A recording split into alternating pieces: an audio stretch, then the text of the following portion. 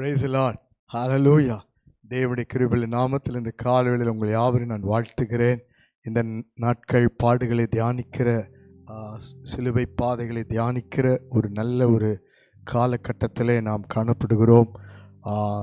எல்லா பக்கத்திலும் குறிப்பாக கிறிஸ்துவ ஆலயங்களிலே பாடுகளை குறித்ததான தியான செய்திகள், சிலுவை பாடுகளை குறித்ததான சகல காரியத்தை நாம் கற்றுக்கொள்ள நாம் போதிக்கப்படுகிற காலம். இந்த நாட்களிலும் கூட தேவனுடைய வார்த்தையாகிய ஆசீர்வாதம் மூலமாக உங்களை சந்திப்பதில் நான் மிகுந்த மகிழ்ச்சி அடைகிறேன்.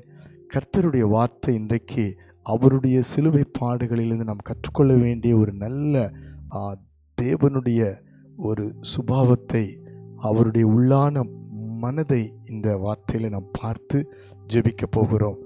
லூக்காவின் புஸ்தகம் 23ஆம் அதிகாரம் 21ஆம் வசனத்தை வாசித்து பாருங்கள்.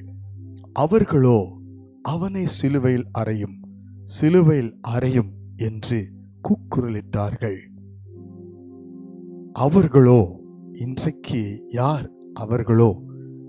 3.5 வருஷ காலம் இயேசு கிறிஸ்துவோடு கூட இருந்த ஜனங்கள், அவரை தேடி தேடி தேடி தேடி வந்த ஜனங்கள், அவர் எங்கிருக்கிறார் என்று கேட்டு கேட்டு அவர்களை தேடி தேடி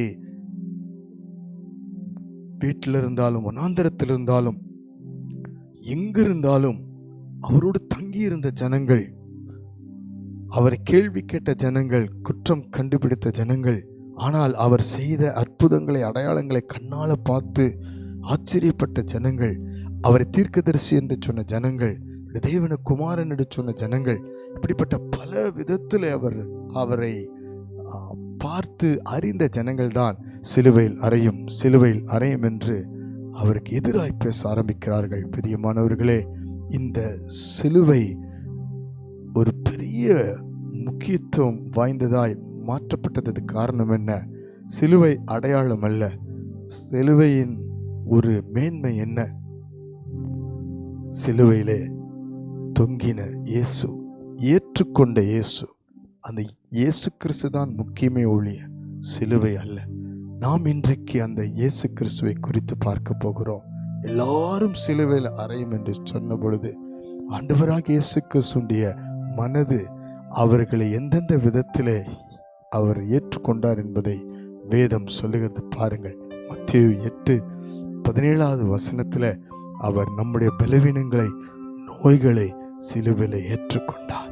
மார்க்கு 5:34 12 வருஷம் பெரும்பாடுள்ள பெண்ணை ஒருவரும் ஏற்றுக்கொள்ளாத நேரத்தில் அவள் தேடி வந்து அவளுடைய ஆடையை தொட்ட மாத்திரத்தில் சுகம் பெற்று அவளுடைய பாதத்தில் விழுந்த பொழுது மகளே என்று ஏற்றுக்கொண்டார்.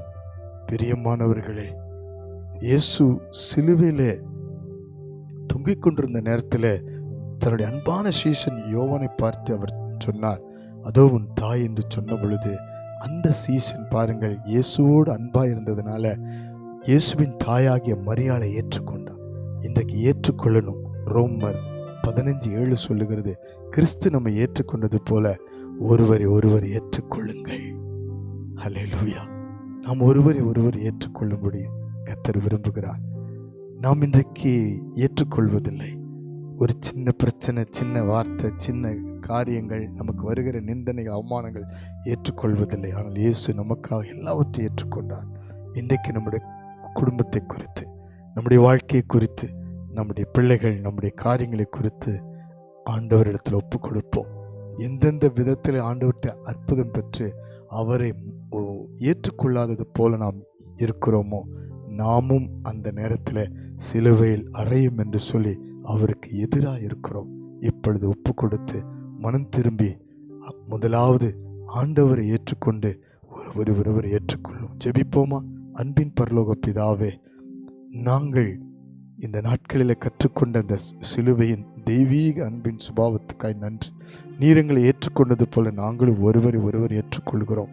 நீர் எல்லாவற்றையும் எங்களுக்காக சகித்தது போல நாங்களும் எங்கள் வாழ்க்கையில உம்மை பிரதிபலிக்க நாங்கள் ஆண்டவரே நாங்கள் சகிக்கிற கிருபை தரும்படி ஜெபிக்கிறோம். இயேசுவின் நாமத்தில் இந்த நாட்களிலே கர்த்தாவே ஒவ்வொருவரையும் நான் ஒப்பு கொடுத்து ஜெபிக்கிறேன். கணவன் மனைவியாக, பிள்ளைகள் பெற்றோராக, வாலிப பிள்ளைகளாக, சபையாக, விசுவாசிகளாக, ஆண்டவர் எந்தெந்த விதத்தில் வேதனைப்படுத்தப்பட்ட நிலையில், கண்ணீரின் பாதையில், துக்கத்தில், வியாதியில், பிரச்சனையில் இருக்கிற ஒவ்வொருவரையும் நீர் இப்பொழுது ஏற்றுக்கொண்டு தொட்டு சுகமாக்கி விடுவித்து ஆசீர்வதிக்கும்படி ஜெபிக்கிறோம். அதே போல நாங்களும் எங்களுடைய வாழ்க்கையில இதுவரைக்கும் உம்முடைய சுபாவத்தை, அன்பின் ஆண்டவர் ஏற்றுக்கொள்ளுதலை நாங்கள் ஏற்றுக்கொள்ளாமல் இருந்தால் அர்ப்பணித்து ஜெபிக்கிறோம். தொடர்ந்து வழிநடத்தும், ஆசீர்வதியும். எங்களுக்காக சிலுவையில் எல்லாவற்றை ஏற்றுக்கொண்ட தேவன் எங்களை ஆசீர்வதியும், விடுதலையாக்கும். வியாதி சுகமடையட்டும், பலவீனம் மாறட்டும், அற்புதம் செய்யும். இயேசுவின் மூலம் தாழ்மையோடு ஜெபிக்கிறோம் ஜீவனுள்ள நல்ல பிதாவே. ஆமேன், ஆமேன், ஆமேன். God bless you. ஏற்றுக்கொள்ளுங்கள். கர்த்தரை நாம் பிரதிபலிப்போம், ஆசீர்வதிக்கப்படுவோம்.